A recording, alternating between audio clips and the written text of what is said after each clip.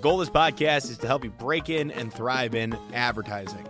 And welcome to Adjunct, where we interview the top advertising lecturers and professors across the country to lend some knowledge to your ear without spending thousands of dollars on a university credit.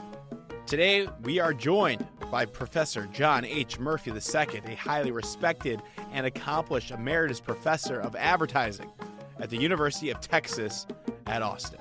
I'm excited to have John on Adjunct today because he is widely recognized as one of the best advertising educators in the country. His 40-plus years of teaching experience and numerous accolades, including the 2021 Distinguished Advertising Educator Award, speak to his outstanding contributions to the field of advertising education at the University of Texas at Austin and across the globe. John has inspired a generation of advertisers and has a record of excellence in teaching, student advisement, and research. In this interview, we will discuss John's professor experience, insights into the advertising industry, and advice for aspiring advertisers. In addition, John will share his 7 crucial pieces of advice that every advertiser and marketer should hear, whether you're starting out or already established in the industry. This is a must-hear for anyone looking to succeed in the world of advertising. So get ready to be inspired and learn from one of the best in the business. Now on with the show. This is the Breaking and Entering Advertising Podcast Adjunct edition. And as usual, I'm your accomplice, Gino Schellenberg. Kick it, Mikey.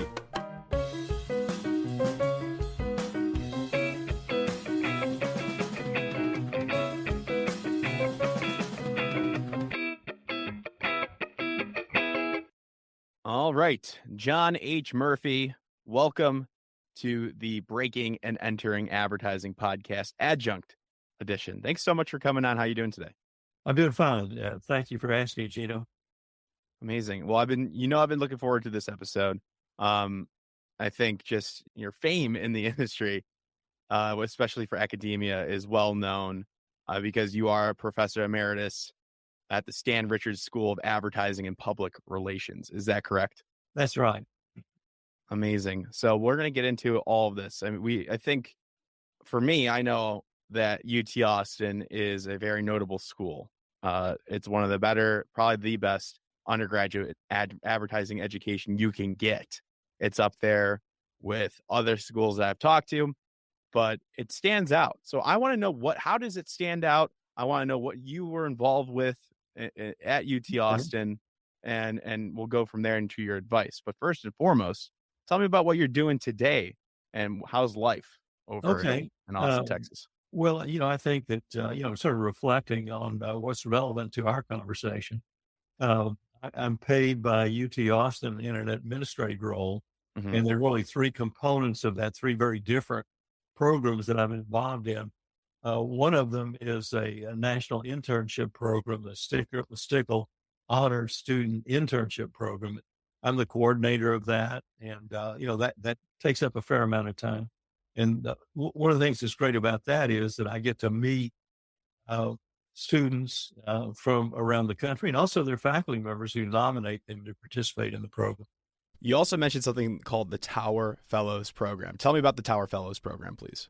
The Tower Fellows Program, where I'm a mentor for sort of senior executives who come back to school to spend a year on campus and take courses, many of which they see as sort of advancing what they want to do now that they've retired. And others just, I've always wanted to take an astronomy course, or I want to find out more about cognitive psychology or whatever. And so anyway, I have 3 mentees in that program. Interesting.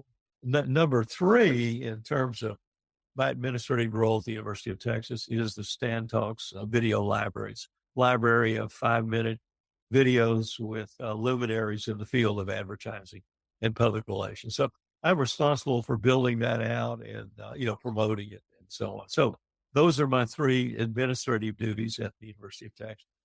Right. And those Stan Talks as well, I just want to plug that. That's a great library of these.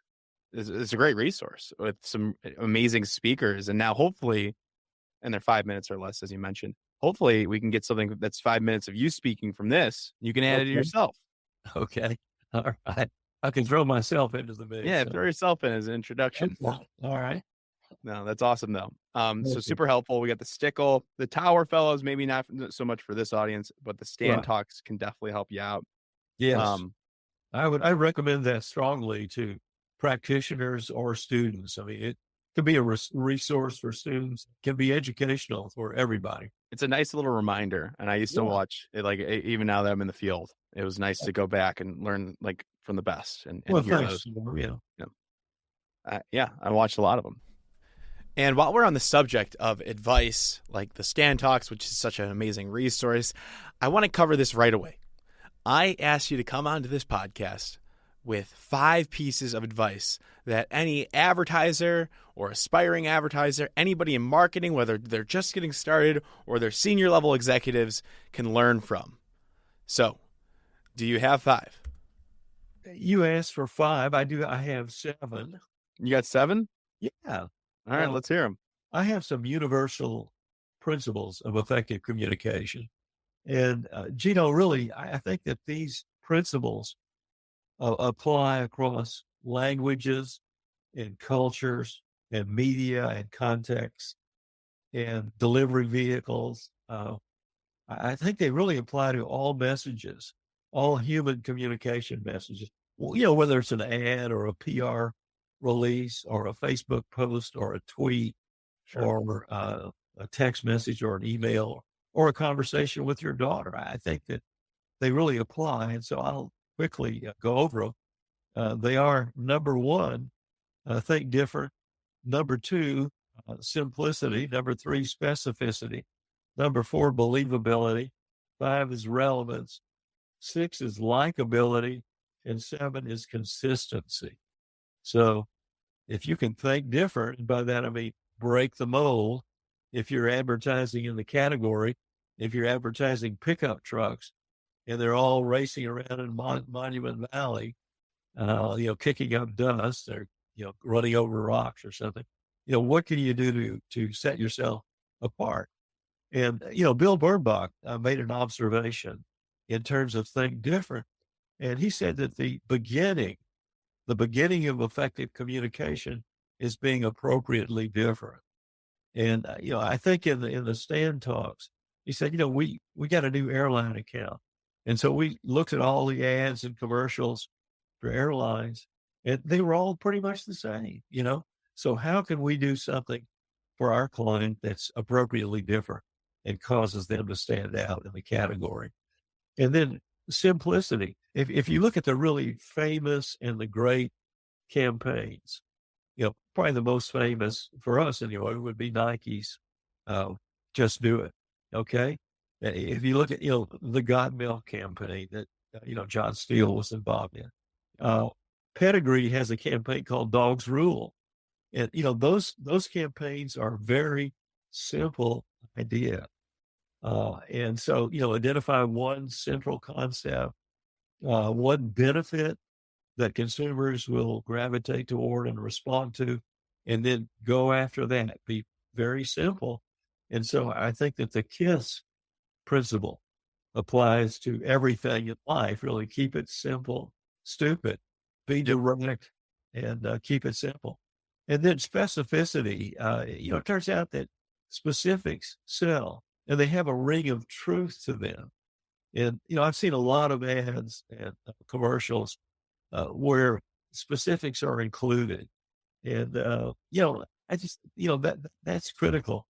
One of the ones that I used in class was a print ad for a YMCA camp called Camp Cullen. And in this ad, at the bottom of it, we need 3 ping pong tables. We need a pickup truck. We need 15 life preservers. They had all of this stuff. It was very specific.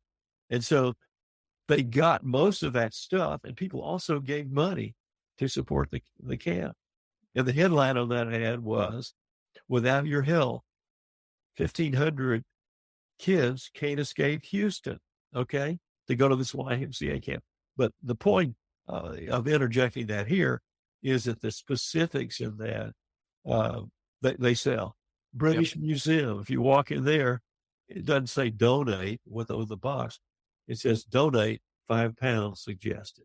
So again, you're suggesting something specific. And then believability, number 4, if you're simple and you're specific, that has a ring of believability and creates trust. And then relevance, I mean, can you do something that calls out to your target audience? Austin area boat owners, bedwetters, well, if you're not a bedwetter, you're not going to pay attention to that. But if you are, you're going to pay rapt attention. Oh, yeah. Or if you have a child who's a bedwetter, of course. So anyway, I think that relevance is really key in terms of hooking the prospect. And the consumer has got to be able to see quickly how the message is relevant to them. And wow, that's critical, I think, in terms of effective communication. And then number 6 is likability. And I think the first step from a brand standpoint is the consumer needs to like the brand personality. And, that is really critical.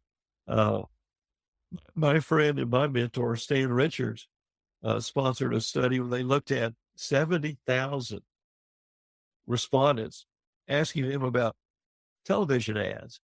And it turned out that the conclusion, based on 70,000 interviews, the most effective commercials are the ones people like. The most effective commercials are the ones people like. So it sounds simple. It is, and it's true. And then consistency over time in terms of delivering that message. Repetition is critical in advertising. I think, in media, they say 3 hits at least, in terms of what's going on. Yeah. And, Rosser Reeves, the San Francisco guy, or Chicago guy, anyway, wherever he was. Anyway, his client complained to him. He said, your agency has been running the same ad for 7 years. What are your people doing on my account? And his answer was, they're keeping your people from changing it. And he proposed a test to the client. And the test was, I can give you a series of brilliant creative ads every 6 months. And we'll compare that against one consistent campaign that's solid, not breakthrough creative or anything. And I guarantee you, the one campaign will outpull a series of great idea campaigns changed every 6 months. Yeah. And, consumers are easily confused. So the one I think about is that Hershey Kisses, where it chimes in the holiday season. Yes. Yeah.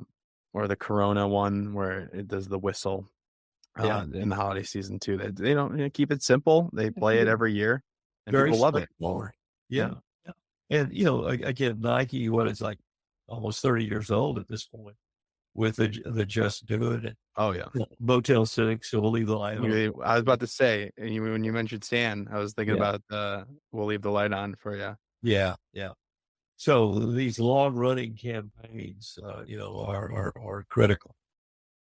Perfect. Well said. Amazing job. And thank you so much for providing those. The insight is spectacular. Now I want to loop back to your role and looking at your career. Was mainly at UT Austin, correct? And that was where you're a full professor. UT Austin, I started out when I was a PhD student in the marketing department. In 1972, I taught an extension division course. So literally, I've been teaching for 51 years. I'm going to use that as a start date. And then 4 different years, I took a leave from UT Austin. And I spent a year at Arizona State, a year at Santa Clara, out in the Bay Area, and then 2 stints in D.C., one at American University and 1 year at George Washington University. So those were, I think very valuable. They were so different than my time at the University of Texas. They really stand out in my memory anyway. And it's very useful to see, other programs and how they operate and how they line up. I'm almost curious. Did UT Austin send you there intentionally to go see get some No, other experience? no.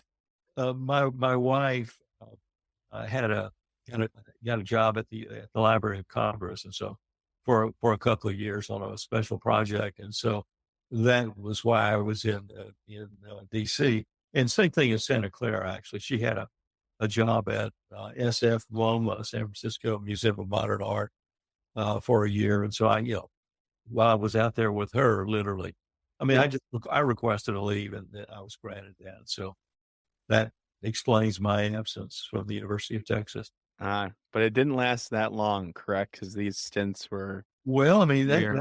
that's 4 years out of 51. So I don't know. That's not a big. So what drew you back then?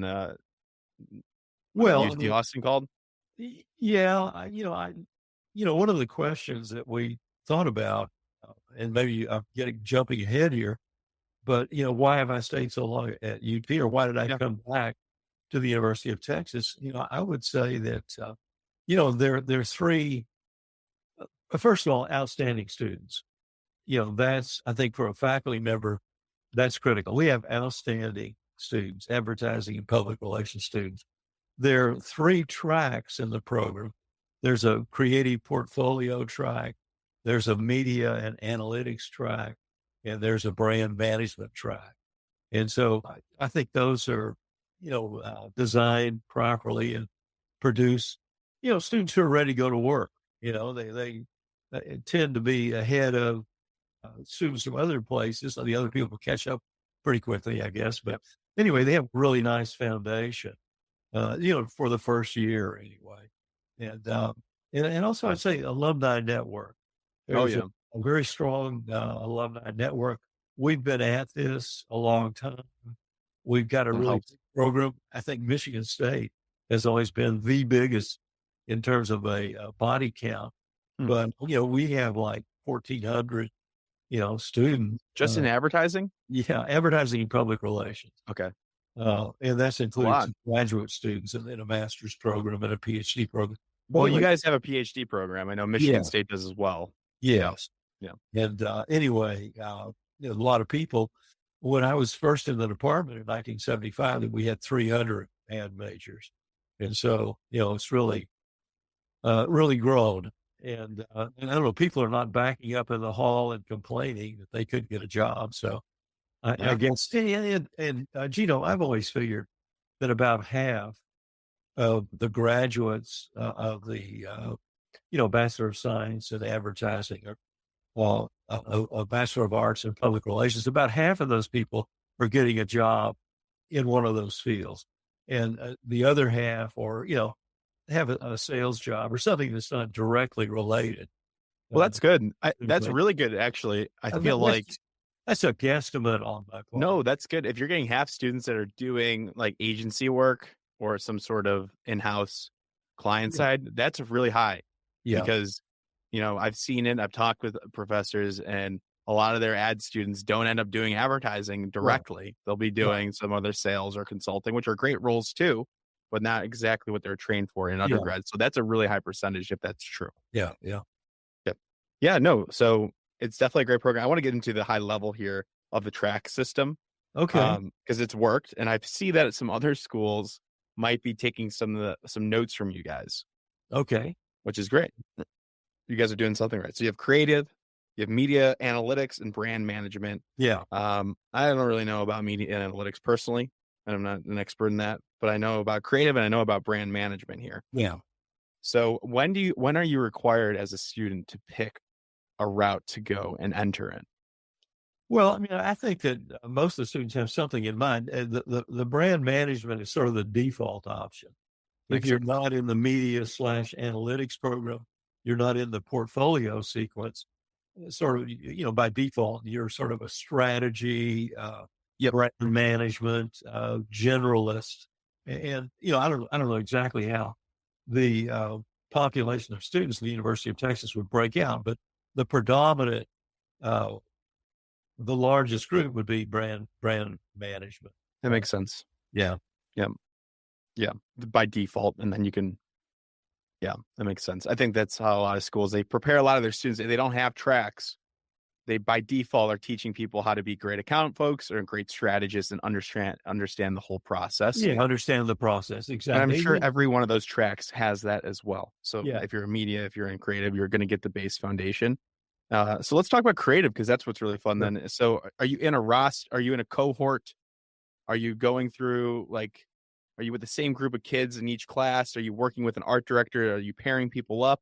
How does it Yeah. just generally work in this creative track? Well, the model that's been followed here, going back to the 1970s, is referred to as the little schoolhouse model, Okay. and that is students. Well, first of all, to be admitted to the creative sequence, to the portfolio sequence, every semester there's an exam that's given. Ah, And typically, in that exam, is you have a 11 by 17-inch sheet of paper, and there'll be some assignment. And so one semester was, how do you dream? Okay. And, do what you want with that. good luck. Yeah, good luck. Show us, how you dream. And another one was, when did it start? So Keep it open. where are you going to go with that? And Yep. and just as examples of those two questions, that really the solution that really captured me, the one on how do you dream, the student uh, put 5 old time faucets across the top of that 11 by 70-inch sheet of paper, and then she took watercolors and she dripped it down, okay, from each of those 5 faucets and made them all come together. And there was a drain in the middle of the page on the bottom. And the 5 faucets were all named: people, experiences, places, language. I forgot exactly what all 5. Sure. No, they're very interesting. But it was just this confluence Yeah. of bright colors, watercolors coming down, and then ending up in this pool at the drain. Sounds like an art director. Yeah, she was. That's an art director I've ever heard. Yeah, yeah. Oh my That's God. awesome. And then on the when did it start?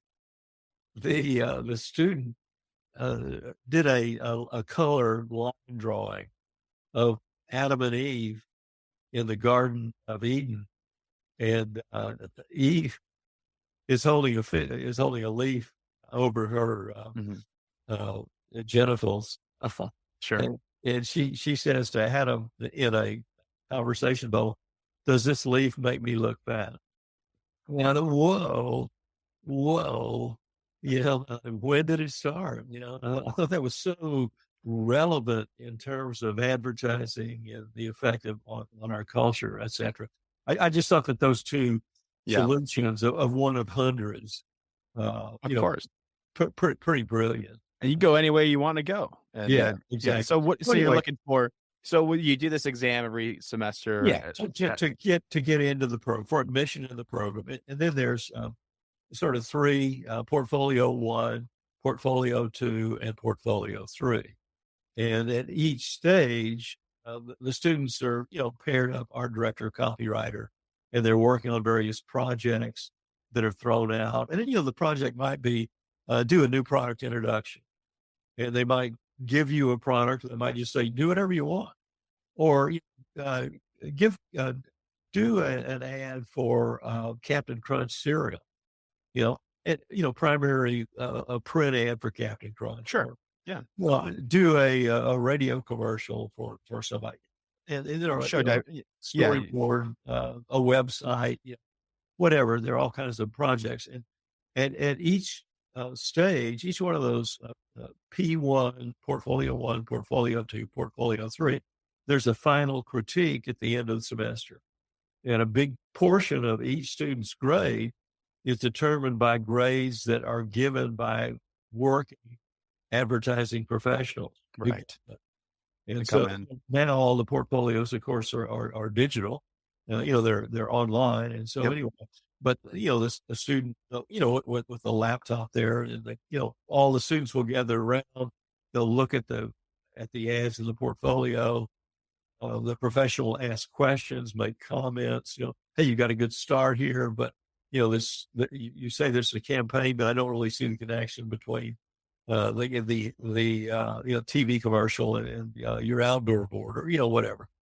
And at the end of the semester, I don't know what the exact percentage is, but let's say maybe a third of that group is not graduated into P2.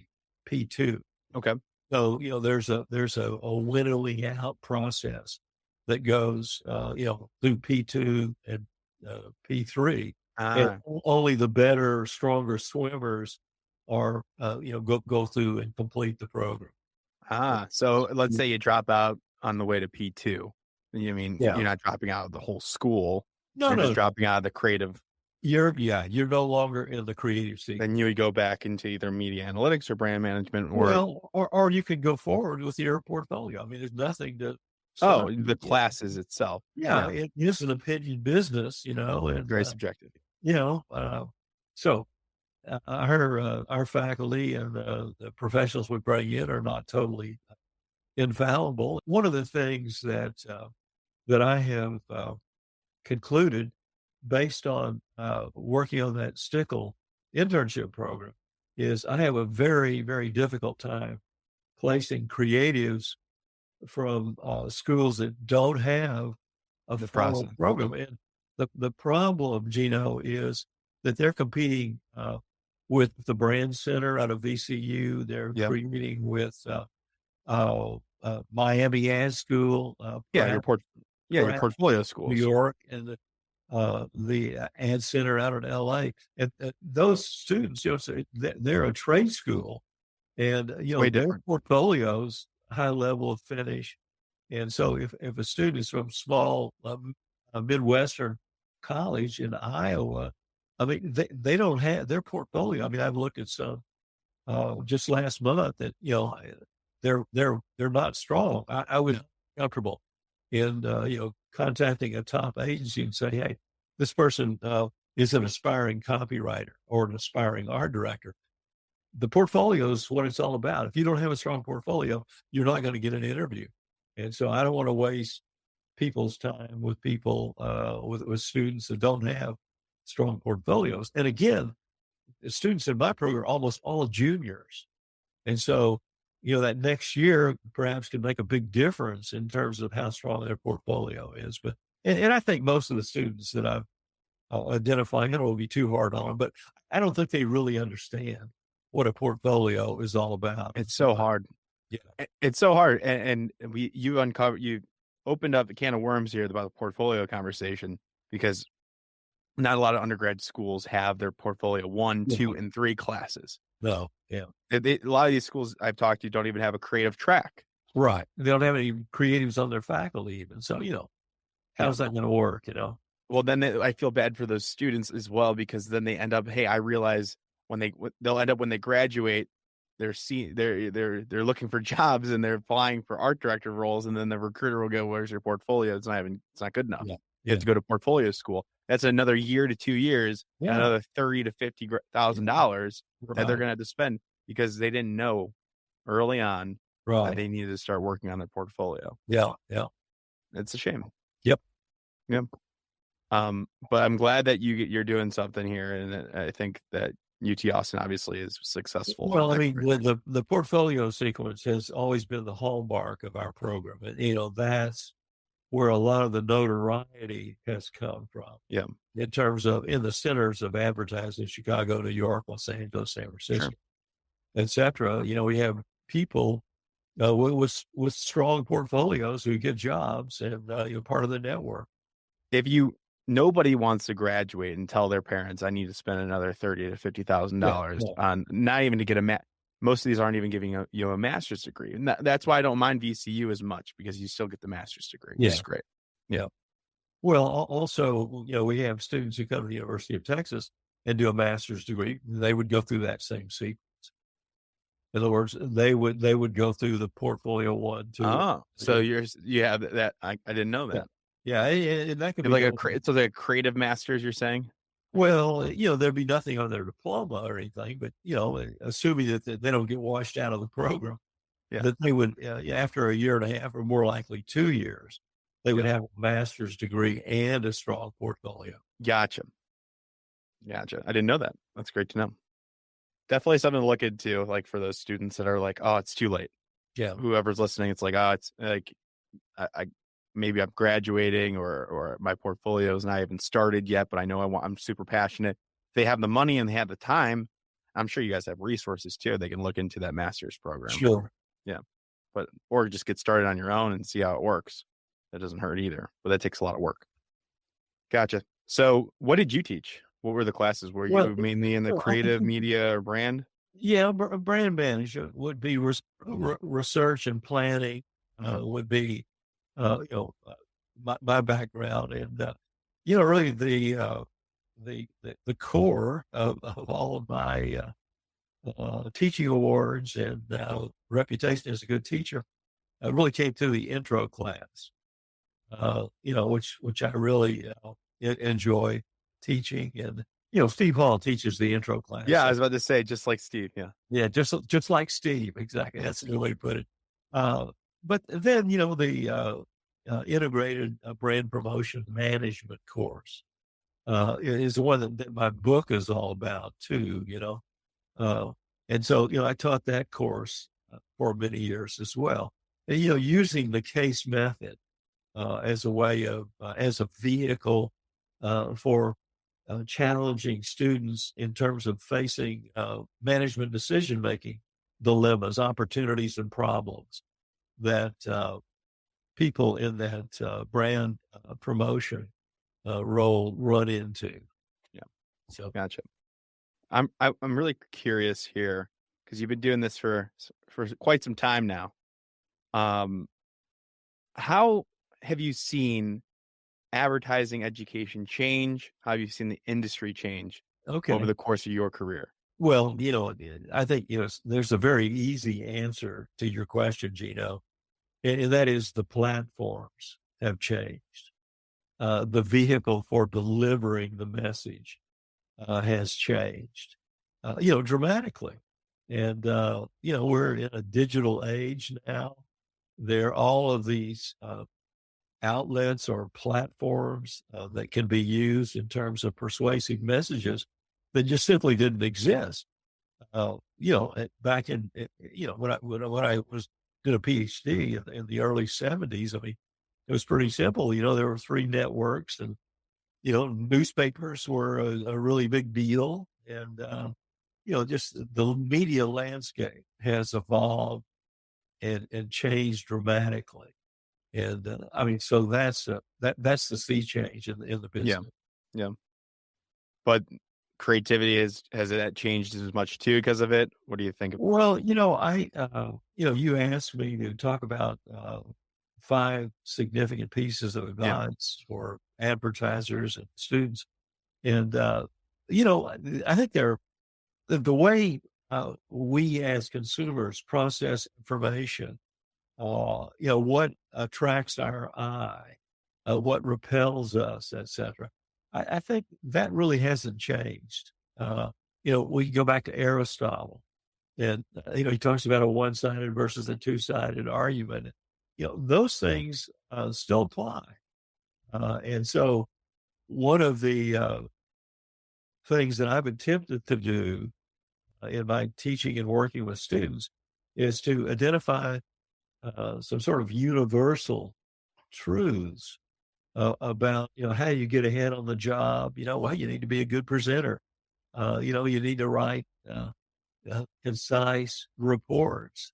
You need to be good at working with other people. There are some basic characteristics that explain success and explain failure. And you know, uh, in my teaching in the integrated brand promotion class, I would start that first day with a handout, a memorandum, the characteristics of successful advertising and public relations people.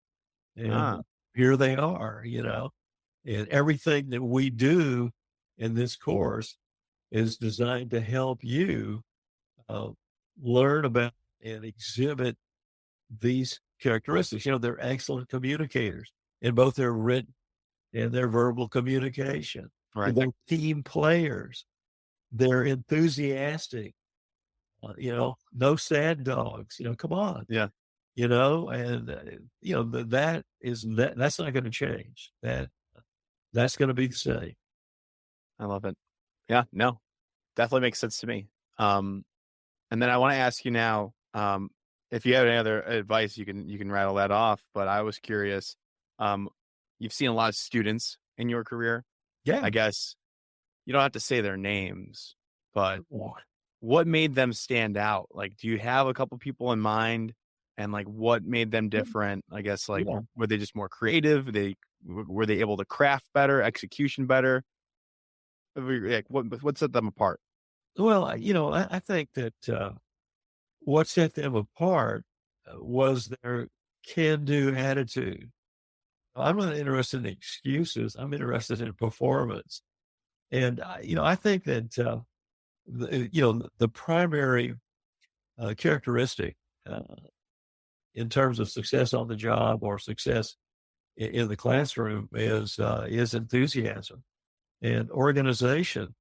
And, I think that the students that come to my mind are enthusiastic, they're organized, they go beyond what you ask them to do. They're sharp in terms of they know when to show initiative and when to ask questions. And they get things done ahead of deadline. You don't have to hound them. And, I'm working, my TA right now falls into that category. Amazing. She's, notices things, hey, you have a comma at the end of that sentence instead of a period, Looking out for you. Yeah. And, wow. The bright, inquisitive people. Definitely. People you don't have to worry about what they're doing when you're not around, the integrity definitely makes sense. And that's what you want in a worker and a coworker and a boss and a friend. I mean, it makes a lot of sense to me. Yeah. Amazing. All right. So if people can reach out to you, or I know you have like the Stickle and you have the Stand Talks, and we'll put all the links to that. We'll get them all. Okay, Make sure that's all clear. But if they want to reach out to you further, talk to you, can people do that? Sure. Okay. What's the best way to reach out to you? Email. Email. Yeah. Amazing. We know how we can reach you. And I hope people do, and hope, people found some value in it.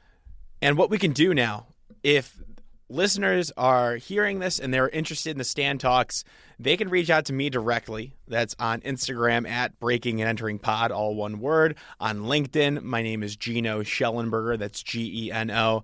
And hey, if you guys want the Stand Talks, I have the sheet myself. I have the document. I am more than happy to answer each one of you and send you that document if it's not online or you can't find it via Google. But by looking up Stand Talks, you should be able to find it. Right. You got it. Okay. All right. Thank you so much. Yeah, I appreciate the opportunity. You did a great job. Oh, well, thank you. You're very kind, Gio. Of course. Thanks for coming.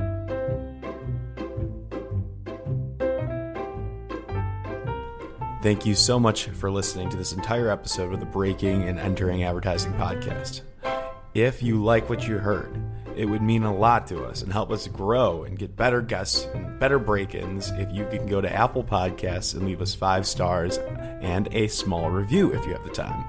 Be sure to connect with our guests if you like what they said by going to our Instagram at Breaking and Entering Pod. That's all one word, Breaking and Entering Pod on Instagram. We have links to their portfolios and their LinkedIn, and they want to connect, so do that.